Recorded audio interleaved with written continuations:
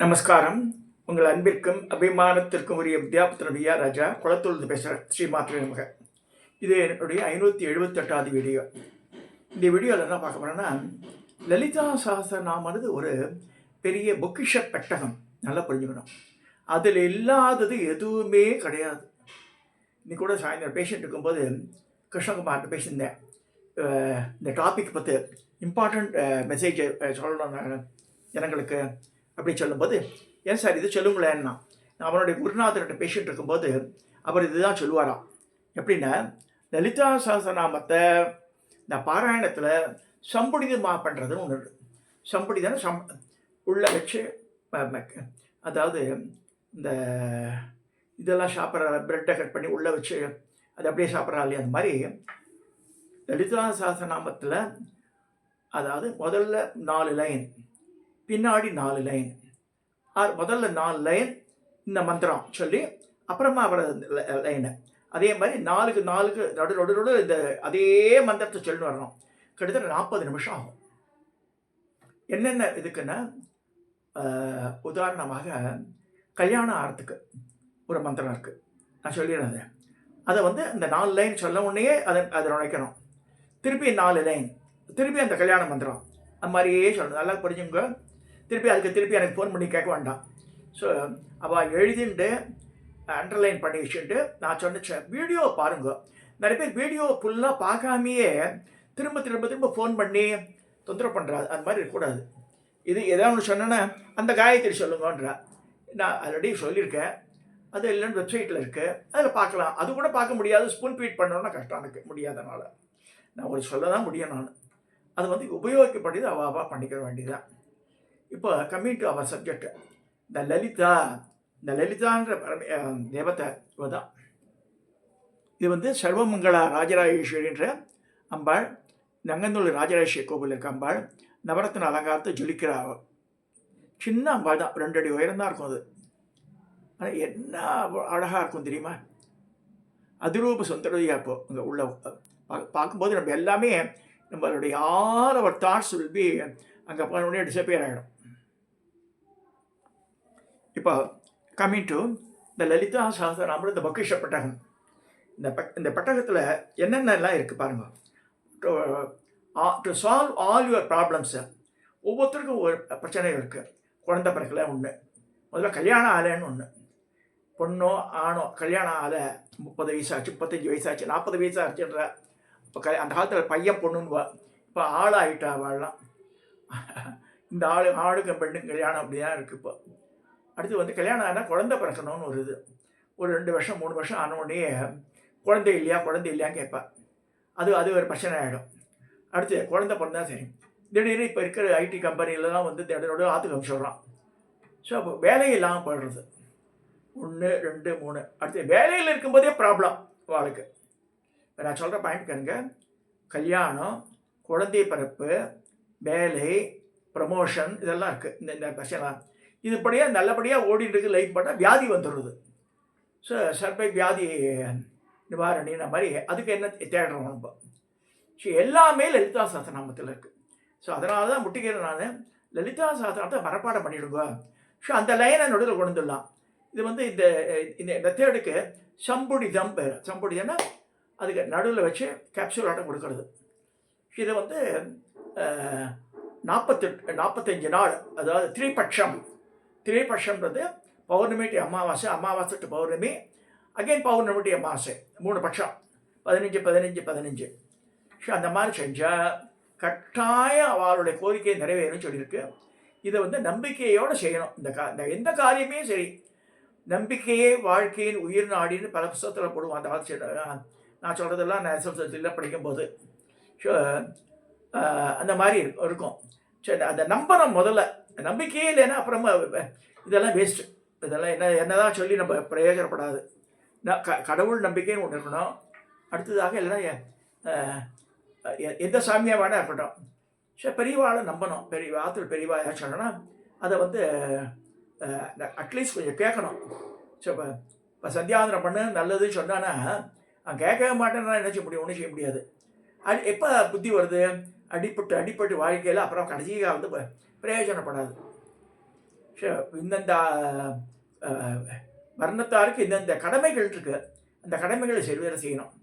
இப்போ coming to all இது இதை தனியாக வச்சுட்டு லலிதா சஹஸ்ரநாமத்தின் மூலமாக எப்படி ப்ராப்ளம் சால்வ் ஆகும் கேட்குறேன்னு வச்சுக்கோங்க.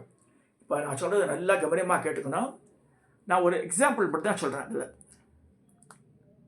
இப்போ லலிதா சஹஸ்ரநாமம் எப்படி நம்ம ஆரம்பிக்கிறோம்?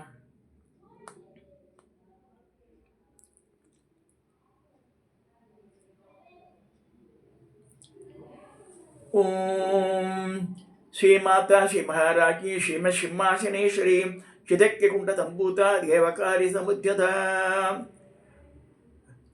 உத்தத் பானகஸ்ராபா சதுர்பாக சமுத்த ராகஸ்வரூபா சாட்சியா குரோதாங்கார புதஜல. இது 4 லைன். இதுக்கு அடுத்தது கல்யாணம் ஆகணும்னா காமே சபத்த மாங்கல்ய சூத்திர சோபிதகந்தர காமே இந்த லைனை சொல்லிடணும். அடுத்த 4 லைன் எழுத்தால திருப்பி காமேஸ்வர அந்த லைன் வந்துடணும். இது பேர் சம்புடி தான் பேர். திருப்பி திருப்பி திருப்பி திருப்பி இந்த காமேச பத்த மாங்கல்ய சூத்திர சோபித கந்தரா சூத்திர சோபித கந்தரா சொல்லுவாங்க. மாங்கல்ய சூத்திர சோபித கந்தரா இதை சொல்லிடணும். இது சொல்லிட்டே இருந்தால் பெண்ணோ ஆணோ கட்டாய கல்யாணம் ஆகிடும்னு சொல்லியிருக்கு. 1 மண்டல காலம் ஜபிக்கணும். இது கல்யாணத்துக்கு சொல்லியிருக்கு. நல்லா புரிஞ்சுங்க. கல்யாணம் ஆகணும்னா லலிதா சஹஸ்ரநாமத்தில் 4 லைனுக்கு நடுவில் இந்த மாதிரி இது இடைச்சேர்க்கல் பண்ணணும். இந்த மாதிரி பண்ணால் அவள் அதில் கல்யாணம் நடந்துடும். அது பெண்ணோ ஆணோ யாராக இருந்தாலும் சரி. ஸோ இது கல்யாணத்துக்கு உண்டானது. அடுத்தது கல்யாணம் ஆனவன் என்ன, குழந்தை பிறக்கணும் இல்லையா? குழந்தை பிறக்கலைன்னு சொல்கிறோம் நம்ம. ஸோ குழந்தை பிறக்கிறது என்னது?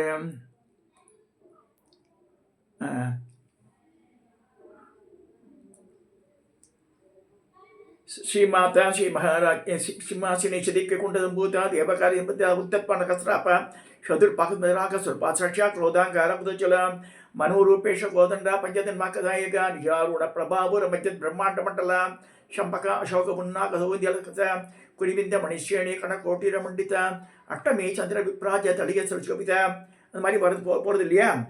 காமே சமத்த மாங்கல்ய சூத்திரத்தை கந்தாலும் சொல்லிடுறோம். அடுத்தது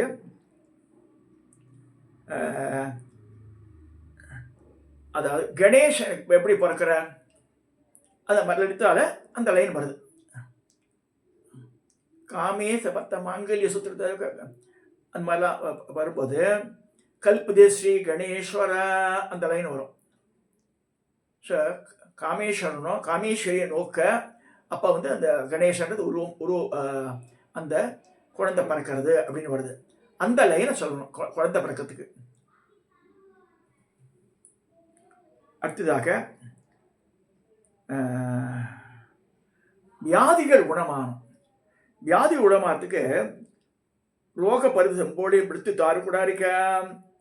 இதுதான் ரோக பர்வத தம்போடி மிருத்து தாரு குடாரிக்கான்னு திருப்பியும் அதே மாதிரி ஸ்ரீமாதா ஸ்ரீ மகாராஜி ஸ்ரீம சிம்மாசினேஸ்வரி கிதைக்க குண்டத பூதா தேவகாரி சமுத்தியதா உத்தத் பனகஸ்ராபா சதுர் பாகமந்த ராகஸ்வரூபா சாட்சியா குரோதாங்கார புதச்சல சொல்லிட்டு ரோக பருவதம்போடு மிருத்து தாரு குடாரிக்க அது சொன்னால் வியாதிகள் போயிடும் அப்படின்னு சொல்லியிருக்கு. திருப்பி அந்த 4 லைன் எடுத்து சொல்லணும். திருப்பி அந்த லைன் வரும். அடுத்தது வேலை கிடைக்கணும். ஸோ ராஜராஜேஸ்வரி ராஜதாயினி ராஜவல்லப்ப ராஜ கிருபா ராஜ பீடனிவே சிர்ஜாச்சித ராஜலட்சுமி கோசநாதா சதுரங்க பரேஸ்வரி சாம்பிராயுதா நிசந்தா சேகர் மேகல. அது இல்லை, இது ராஜராஜேஸ்வரின்னு ஆரம்பித்து சாகர மேகலான்னு முடிகிறது. அந்த லைன் ராஜராஜேஸ்வரி ஆரம்பித்து சாகர மேகலான்னு முடிகிறத சொன்னால் வேலை கிடைக்கும்னு சொல்லியிருக்கு. 1 மண்டல காலம் சாரி 45 நாள்.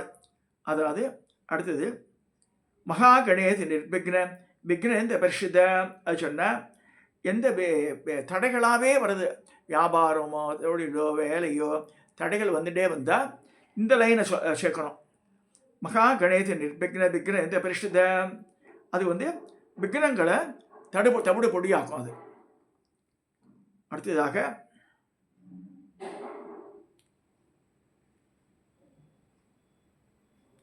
பிரம்மஞானம் அதெல்லாம் வேண்டாம், வாக்குவாதம் அதெல்லாம் வேண்டாம். அதெல்லாம் வாஸ்து தோஷம் வீட்டில் வாசு சிந்தாம் நிகழ்ந்த பஞ்ச பிரம்மாசனத்திதான் அது வாஸ்து தோஷம் புறணா ஆற்றுல சிந்தாம் நிகழ்ந்தஸ்த பஞ்ச பிரம்மாசனத்தித அது சொல்லணும். அடுத்ததாக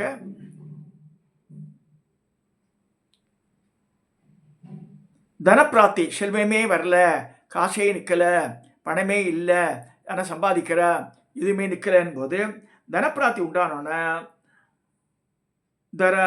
தரசுதா தன்யா தர்மணி தர்மவர்தினி அது சொல்லணும்.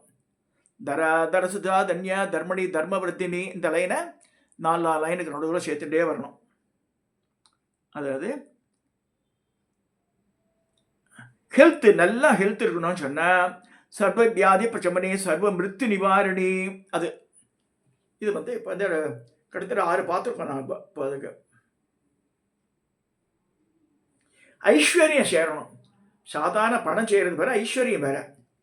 ஸோ அதுக்கு என்னென்னா மகோ போக மகேஸ்வர்யா மகாவீரியா மகாபல அது சொல்லணும். ஸோ இப்போ அதுக்கிட்ட 7-8 பார்த்தாச்சு நம்ம அது வரைக்கும். ஸோ இதை வந்து எதுக்கு சொல்கிறேன்னா லலிதா சகசநாமன்றது ஒரு பெரிய பேழை. அந்த பேழையில் இருக்கிற புக்கு அந்த இதில் வந்து முத்துக்கள் இருக்குது, நவரத்னங்களே இருக்குது வச்சுக்கலாம். ஸோ நமக்கு என்ன ரத்னம் வேணுமோ அதை எடுக்கிறோம்.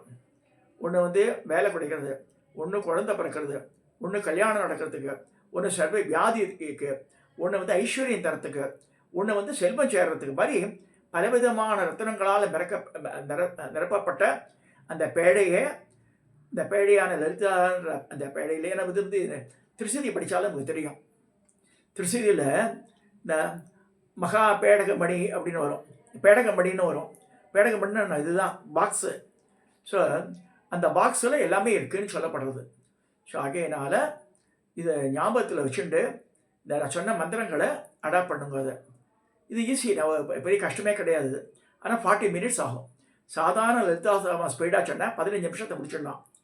இந்த லைனை திருப்பி திருப்பி திருப்பி கொண்டு ஒரு எக்ஸ்ட்ரா லைன் ஆட் ஆகுது இல்லையா, அதனால் எல்லாத்துக்கும் வரணும். அது இது 182 ஸ்லோகம் லலிதா சஹஸ்ரநாமம், 182 அண்ட் ஆஃப்.